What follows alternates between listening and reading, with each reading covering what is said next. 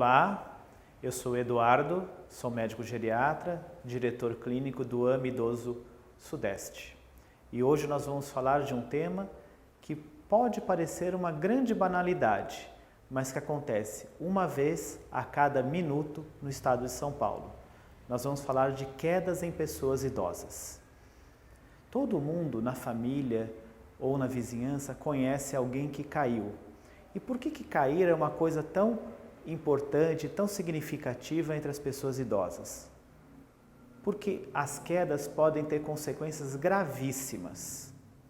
E elas só são reportadas ao médico quando elas foram graves. A gente sabe que a maioria dos idosos cai e muitas vezes não conta porque não houve consequência séria. Só houve um machucado, uma escoriação leve, um hematoma. Mas muitos desses idosos que caem vão acabar tendo fraturas, internações e até morte. Então, é um tema muito importante para ser tratado. E quantos idosos caem? Se a gente imaginar no estado de São Paulo inteiro, a gente tem aproximadamente 5 milhões de pessoas idosas, 1,5 milhão vivendo aqui na capital. Quando a gente vê o número de quedas, é praticamente como se a cada minuto uma dessas pessoas estivesse caindo a cada ano. Quando eu olho as pessoas idosas que vivem na comunidade, ou seja, pessoas que são ativas, que fazem suas compras, que ainda trabalham, mais ou menos 1/3 dessas pessoas vão cair por ano. E metade dessas que caíram vão cair novamente no mesmo ano. E por que será que as pessoas idosas caem? A gente não fala desse problema em adultos jovens, a gente não trata desse problema em crianças. Por quê? Porque eles caem muito menos e porque as consequências são menos graves. As pessoas idosas, elas caem mais por diversas razões. Uma das razões é o próprio envelhecimento. E a gente vai falar bastante desses problemas que acompanham o envelhecimento daqui a pouco. Mas tem algumas outras coisas. As pessoas idosas, elas são mais doentes. Então, conforme a gente envelhece, a tendência é que a gente acumule doenças crônicas e que trate essas doenças e, para isso, tome remédios. E alguns remédios, classicamente, são muito prejudiciais para o controle do equilíbrio e para o controle motor do corpo. Que remédios são esses?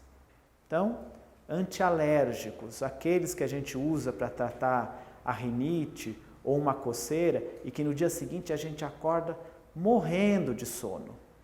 De fato, eles atuam no cérebro e vão sedar a sensação de coceira e vão sedar a nossa vigilância. Então a gente fica mais trôpego, como se tivesse bebido álcool. Outros remédios, benzodiazepínicos, o tarja preta, que se usa para tratar ansiedade, que se usa para tratar, para induzir o sono. Esses remédios aumentam muito a quantidade de quedas, de acidentes automobilísticos, de atropelamentos em pessoas idosas. Por quê? Porque diminuem a capacidade de alerta, diminuem a velocidade do pensamento, diminuem o tempo de reação e, de verdade, nem deveriam ser prescritos para esse tipo de população. Além desses, outros remédios que induzem sono também vão aumentar o risco de queda. Alguns remédios que são usados no tratamento da doença de Parkinson também aumentam o risco de queda, e outras medicações que são corriqueiras e que aumentam o risco de queda são os antihipertensivos. Na medida que eu uso uma medicação para diminuir a pressão, eu posso diminuir também a intensidade com que o sangue chega no cérebro. E aí, quando o idoso se levanta rapidamente, ou quando está um dia muito quente, de verão, em que os vasos estão mais dilatados, ele pode se levantar, faltar aquele sangue no cérebro e cair. Algumas doenças também se manifestam com quedas. Então, doenças cardíacas podem dar quedas, doenças vasculares que acometem os vasos cerebrais podem dar quedas, complicações articulares como osteoartrose de joelhos, osteoartrite, também podem deixar os joelhos, os tornozelos, os pés mais fracos e dificultar a marcha e facilitar a queda. Mas a maioria dos idosos cai em parte por ser idoso, não é só por causa de doenças.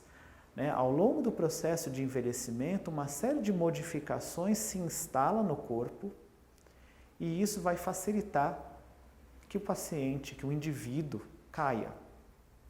Uma dessas alterações é a perda da massa muscular, o processo que a gente chama de sarcopenia. Então, se o indivíduo tem menos massa muscular, ele tem menos força. E pode parecer pouca coisa, mas entre os 40 e os 70 anos, a gente vai ter perdido quase 1/4 da massa muscular que a gente tinha no auge da nossa massa muscular aos 30 anos. E essa perda, ela não é igualmente distribuída no corpo. A gente perde 2 a 3 vezes mais em membros inferiores, que é justamente aqueles que a gente precisa para se proteger das quedas. Então eu tropeço, eu preciso dar um sobrepasso, ou eu preciso dar um pulo eventualmente, e eu não tenho musculatura para fazer isso. Esse problema é tão comum, mas tão comum, que 1 em cada 3 mulheres aos 70 anos não é capaz de carregar um pacote de arroz de 5 quilos. Então, a gente tem que prestar atenção que esse processo normal e natural de perda de massa muscular também vai desencadear quedas. Mas não é só isso, evidentemente. A gente tem algumas limitações de mobilidade. Então, o paciente, o indivíduo idoso, ele tem mais dificuldade de fazer a rotação do tronco, de rodar a sua coluna. Então, às vezes, quando ele vai passar num ambiente muito estreito, como uma cozinha ou um corredor, um pé pode enganchar no outro e ele cai. Por falar nos pés, a sensibilidade nos pés também diminui conforme a gente envelhece. Então, se eu tenho menos sensibilidade nos meus pés, eu tenho menos informação chegando ao meu cérebro para dizer como está posicionado adequadamente o meu corpo. E se existe algum obstáculo aqui no chão na hora de eu andar. Além disso, a gente tem alterações visuais. Os meus olhos, a partir dos 40 anos, eles vão começar a enxergar cada vez mais com dificuldade. O tempo de fazer o foco dos olhos é mais lento. Então, por exemplo, quando uma pessoa mais idosa está andando e tem que passar de um ambiente claro para um ambiente escuro, ou ao contrário, o olho tem mais dificuldade de adaptação a essa nova luminosidade. E isso facilita que a pessoa caia. Além dessa questão do foco, a gente tem os próprios distúrbios de refração, como a presbiopia, o astigmatismo, e o tratamento desse distúrbio muitas vezes acarreta uma queda. Por exemplo, hoje claramente é sabido que o uso de lentes multifocais dificulta a visão do paciente idoso e facilita com que eles caiam.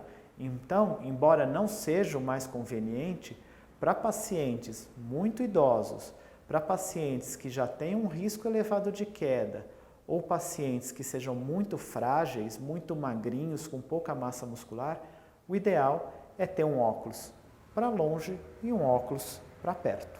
E não combinar as duas lentes em uma só. Tá?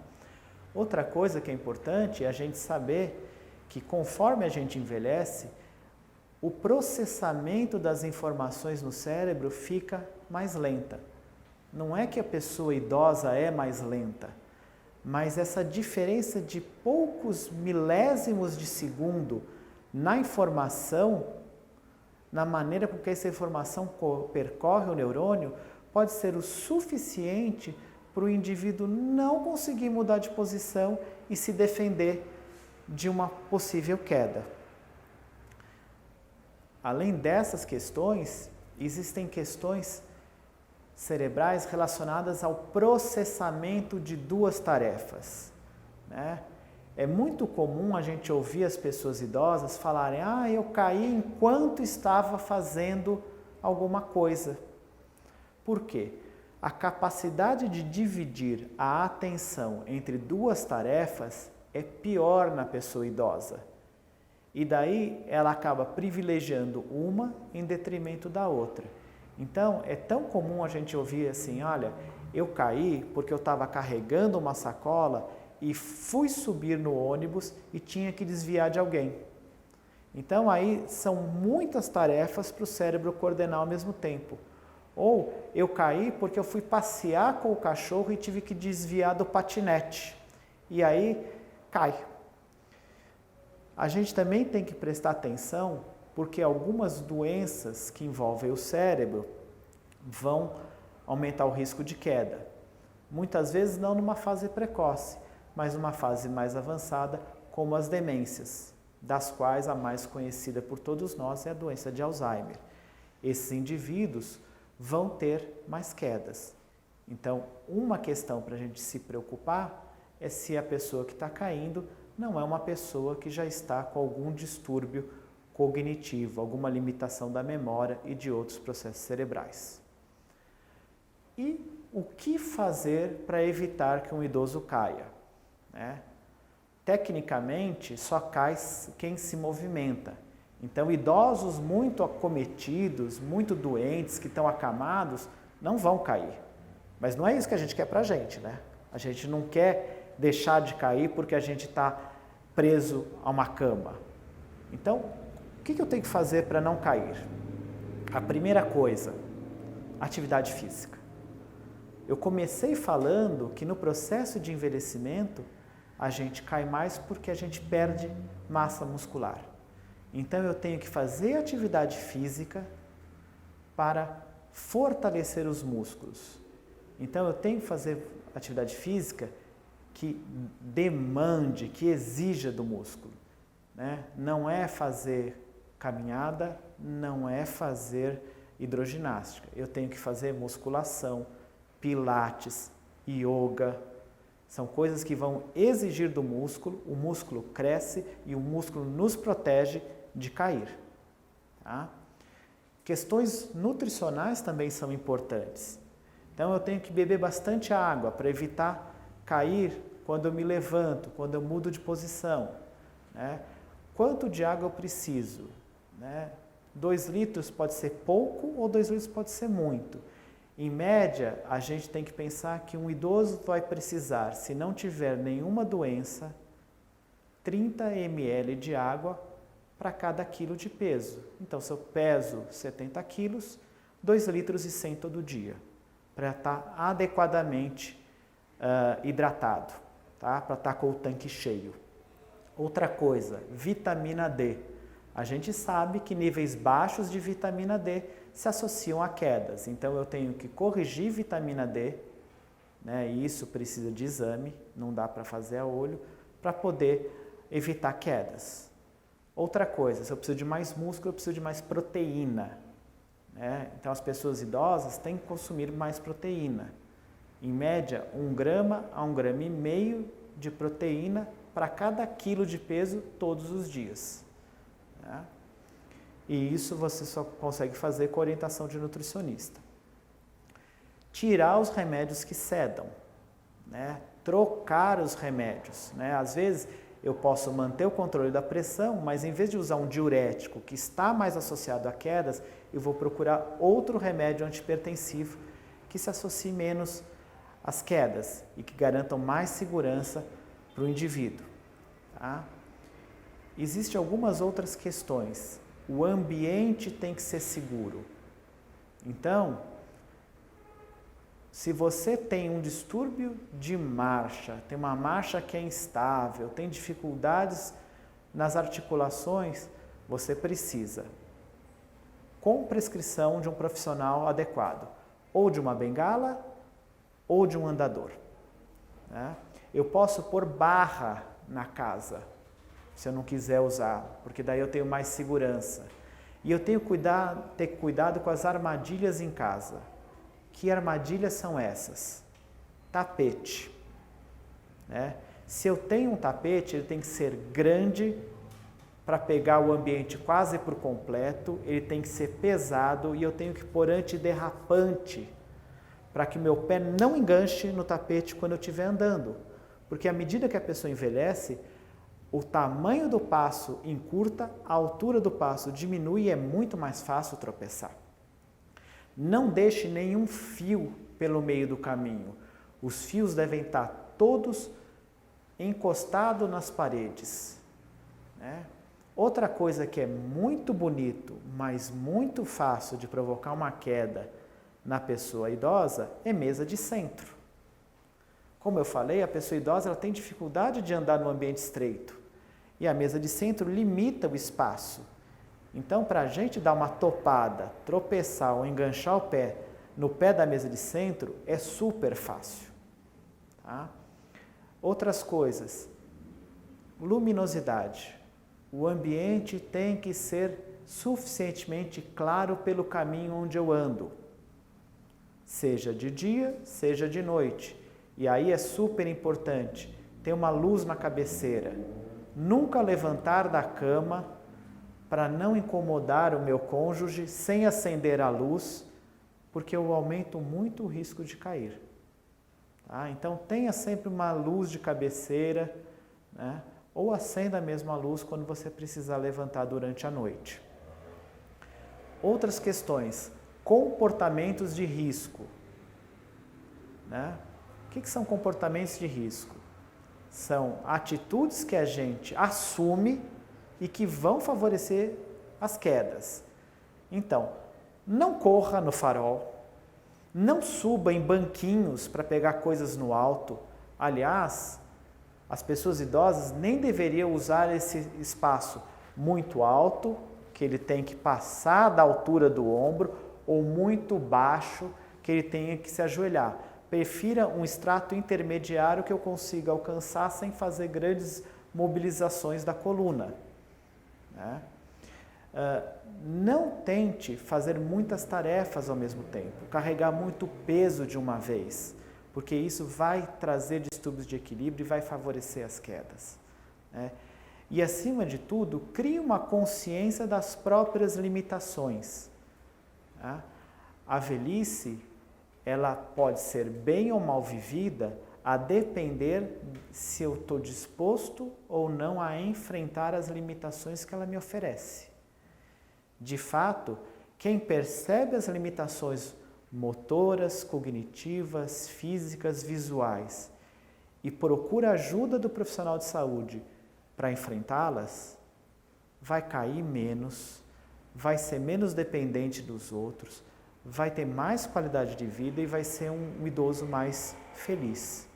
Aquele que se fecha em si mesmo e que admite um comportamento mais teimoso, esse vai envelhecer mal. E acho que a maneira como a gente encara a própria velhice, e isso é uma experiência de muitos anos lidando com as pessoas idosas, vai definir como a gente vai suplantar as dificuldades que aparecem com o processo de envelhecimento. Então, se a gente tiver boas lentes de óculos adequadas, atividade física, corrigir a vitamina D, tomar bastante água, consumir proteína e evitar essas armadilhas na casa e ter um comportamento prudente, provavelmente a gente vai estar naqueles 2/3 que não cairão no ano. É isso que eu tinha para conversar com vocês. Espero que tenham aproveitado. Obrigado.